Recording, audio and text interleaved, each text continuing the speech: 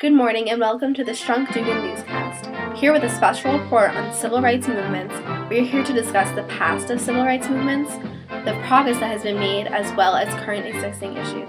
America is a nation of constant change and innovation. Although the past may have been less admirable as it is today, the improvements that have been made throughout society over the years have given America a better reputation than ever. Due to the civil rights movements, there has been a direct correlation with the efforts made and the equal nation we live in today. Today, the United States is a melting pot of diversification, not only as a result of the African American civil movement, but also because of present-day controversies such as women's rights, gay rights, and abortion. There will always be conflict within society, but the pre-existing equality and justice of the people will always be present as well. Here to report on the past, present, and possible future of civil rights movements, let's begin. Here's a summary of the events surrounding the civil rights movement, featuring the key events that happened that really affected the fight towards civil rights in America. In 1868, the 14th Amendment was passed that forbid any state from depriving citizens of their rights and privileges, and this defined the citizenship. In 1896, the Supreme Court ruled separate but equal facilities for races are legal due to the Plessy v. Ferguson case. This gave legal approval to Jim Crow laws. In 1905, the Niagara movements led to the creation of the NAACP in 1909. 1915, the NAACP challenges state laws that restricted black voting registration, and the grandfather clause is now outlawed by the Supreme Court. In summer of 1919, over 25 race riots occurred, with 38 killed in Chicago and 10 veterans lynched in the South. June 1941, Executive Order 8802 forbade race discrimination in hiring set up by FDR. 1954, Brown v. Board of Ed deciding that they were separate but not equal, and schools were ordered to desegregate. 1957, Little Rock 9 happened, and 9 black students are going to attend an all-white school and have to be escorted by paratroopers to keep the peace. Montgomery bus boycott of 1955 through 1957 was ignited by Rosa Parks, and it was a 381-day bus boycott organized by Martin Luther King Jr. 1961, Freedom Riders would take buses to the South to protest bus segregation, and many of these freedom rides were greeted with riots and beatings. James Meredith enrolls at a University of Mississippi in 1962 and is escorted by 5,000 federal troops sent by JFK to allow him to register for classes. Riots are a result, and 2 deaths along with hundreds of injuries. March on Washington was August 28, 1963, and more than 200,000 blacks and whites gathered before Lincoln Memorial to hear speeches, including Martin Luther King's I Have a Dream speech, and protest racial injustice. In September of 1963, Birmingham Church was bombed, killing 4 young African American girls. The 24th Amendment was passed on January 1964, and poll tax was outlawed. Civil Rights Act passed July 1964, overcoming Senate filibuster.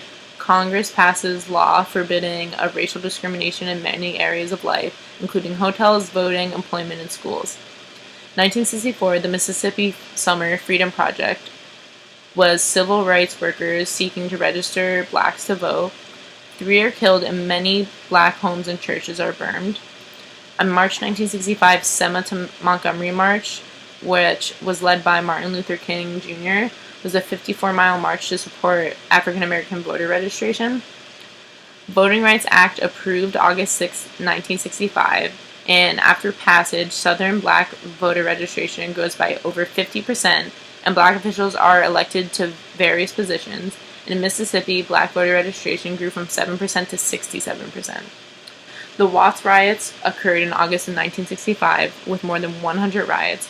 Los Angeles' African American suburbs erupted in riots, burning and looting, and there were 34 deaths.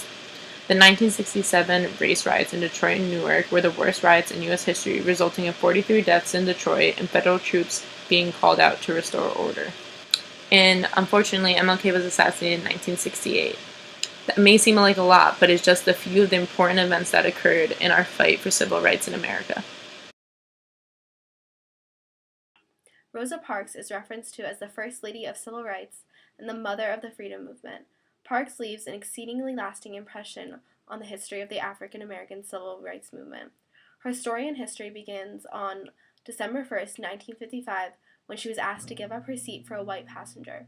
Once she refused, she was arrested, sparking a court case based on civil disobedience. Guided by the NAACP, she became the icon representing the start of the Montgomery bus boycott and the eventual end to racial segregation on public transportation. The legacy of many rights have been made due to the civil rights movement. Abortions was one of the rights that women fought for in the 1960s. The ratios of abortions to live births have declined slowly since the 1980s, surprisingly. The decline has continued while the numbers of both births and abortions increase because the increase of births outstriped the increase of abortions. The latest data shows that women in America in 1990 had 344 abortions to 1,000 births. In 1989, there was 346 abortions to 1,000 births, and in 1980, there was 359 abortions to 1,000 births. But in 1976, the figure had jumped to 312 abortions to every live birth. This is when it was one of the lowest. Unmarried women continue to dominate the total number of women having abortions, as 79% of women having abortions are unmarried, and 21% of women that do have abortions are married. Women may not be getting abortions now due to higher wages because of the women's civil rights movement and being able to sustain a child on their own. Surprisingly, the number of abortions have gone down since the 1970s when it became illegal in the court case Roe versus Wade. Another movement that is similar to the civil rights movement is the movement for gay rights. There are about 9 million gay and lesbian people on this planet. On May 18, 1970, two University of Minnesota students, Richard John Jack Baker and James Michael McConnell, applied to Hennepin County District Court Clerk Gerald Nelson for a marriage license. He denied both applicants because they were both men. In 1973, Maryland became the first state to officially ban gay marriage. Many states followed in Maryland's lead. The first civil union was in July 1st, 2000, which was in Vermont. A civil union is a legally recognized union of a same-sex couple with rights similar to those of a marriage. Massachusetts, New Jersey, Maine, and Connecticut followed in suit of Vermont. Many states to outlaw gay marriage were deep south states such as Louisiana and Alabama. Massachusetts was the first same-sex marriage state. Versus the statistics of marriage and civil unions and domestic partnerships versus now in the 1970s. In 2014, the states performing same-sex marriages are 17 and DC. States allowing civil union/domestic partnerships are 4. States with ban on same-sex marriage are 29. But in 1970, all these statistics were still 0. So gay marriage has had many rallies and parades to make people aware of the cause, just like African Americans did. This movement has come a very long way since the 1970s. Thank you. 3 other groups were influenced by the African American civil rights movement. The first was the women's rights movement. The civil rights struggle prompted women to look at the way in which society judged and discriminated against them as a group. Following World War II, most women gave up their jobs to returning servicemen. They then went back to being housewives. By the end of the 1960s, the push for sexual equality began to rise. The struggle for equal rights had began in the 1840s, but people would call this the second wave of feminism because the first was when women gained the right to vote in the 1920s. Many women hated the typical housewife stereotype and others wanted more opportunities. Betty Friedan established the National Organization for Women, which stated true equality for all women and full and equal partnership with all the sexes. The NOW's goal was to break down discrimination in the workplace and in education. Their 2 concerns was the passage of Equal Rights Amendment, which would guarantee gender equality, and the second was to protect reproductive rights, which meant abortion. Some feminists found NOW too tamed and went on to protest Miss America pageants. The Civil Rights Act of 1964 stated that it outlawed discrimination based on sex. Some men still refused to pay women equally. Kennedy set up a program to examine the workplace discrimination. The 1973 case, Roe versus Wade, gave the woman right to illegal abortions. The percentage of women in the workforce went up from 30% in 1950 to more than 60% in the 2000s. The next group that was influenced by the civil rights movement was the Spanish-speaking population. After World War II, the U.S. passed a legislation limiting the amount of European immigration. During World War II, the country needed cheap labor. At this time, the population in Mexico and Latin Americans grew, and the opportunities decreased in those countries. After World War II, a lot of Puerto Ricans, Dominicans, and Cubans migrated to the U.S. Cubans and Dominicans came to the U.S. as political refugees. They all settled in places like New York and Florida. After World War II, Latino veterans demanded for equal rights like the African Americans had. Better working conditions, salaries, and educational opportunities, and they also wanted the right to vote. In 1975, California passed a law requiring collective bargaining between groups and union representatives after they boycotted California grapes because growers had long hours and awful conditions. The final group influenced by the African American civil rights movement was the New Rights for the Disabled. Historically, people with disabilities have been treated as effective. President FDR couldn't walk, and he hid this from people so they wouldn't think that he was ill-fit to be a president. By 1970s, Americans with disabilities were making great strides towards more rights. Disabled veterans took part in this movement. In 1961, the Kennedys established the Panel on Mental Retardation. This explored ways for the government to help people with disabilities. The next year, Kennedy's sister, Eunice Shiver, made an athletic camp for people with disabilities that eventually became the Special Olympics. Now back to you. We shall overcome someday.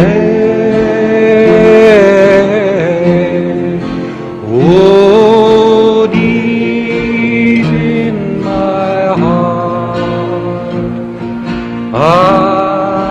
Today we're reviewing the song We Shall Overcome, and it may just seem like a song about peace and overcoming diversity and finding your way with God, but it actually has a really long history, and it wasn't always We Shall Overcome.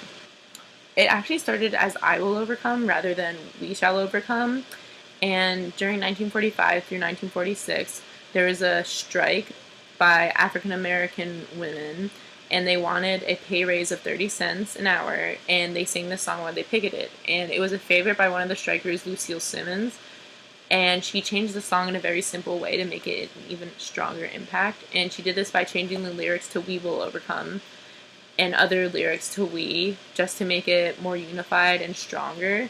So by going from I to we, she gave the song a whole new element of unity and created a bond between everyone fighting for labor rights at the time. And then in 1947, Simmons brought the song to Highlander Folk School, and she shared her revised song to other labor rights activists there. And the head of the school's cultural program, Zilphia Horton, taught the song to Pete Seeger, and at some point the will was changed to shall, so instead of we will overcome, it went to we shall overcome. And on September of 1957, MLK was visiting Highlander Folk School, and he gave a speech, and Seeger got up with his banjo, and he started playing the song We Shall Overcome, and Martin Luther King Jr. really connected with the song. And he told his friends that there's something about the song that just haunts you. And it soon became the anthem of the civil rights movements of the 50s and 60s, and it provided hope, comfort, and courage for everyone fighting and protesting civil rights. Jackie Robinson is yet another figure who made a significant impact on the course of the African American civil rights movement and blazed a trail for further progress in the fight for equal opportunity in America. He is known as the first African American to play in Major League Baseball. His exceptional skill and aptitude for the game was not able to be buffered by the color of his skin. His journey in baseball resulted in the Brooklyn Dodgers starting him as their first baseman in 1947, ending racial segregation in the MLB.